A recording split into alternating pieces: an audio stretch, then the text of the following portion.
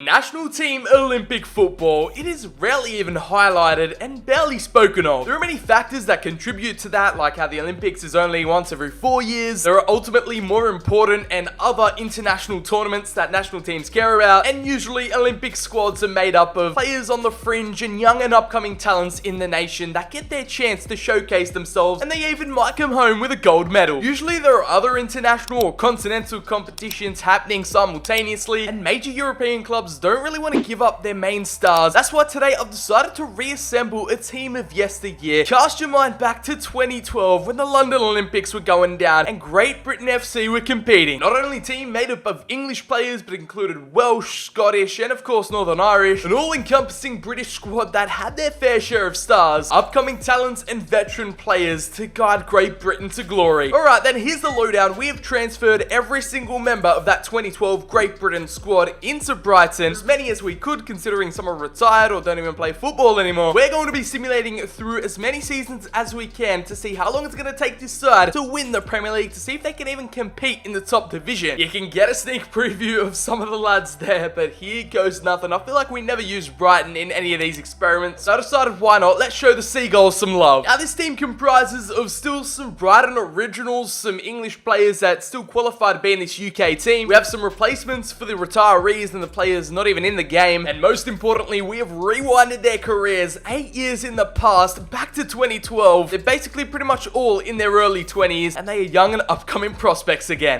One footballer back with a brand new look, overhauling the football news app we all know and love. Stay up to date with all the latest news, scores, and transfers the footballing world has to offer. You can even customize your viewing experience by following all the players and clubs your heart desires. If you're like me and support more than one team, this feature is a lifesaver. Make sure you download the app for free using my link in the description. Don't worry, it's available on Apple and Android, so you can receive your footy news fix on the go 24/7. Get downloading, people. One football, remember the name.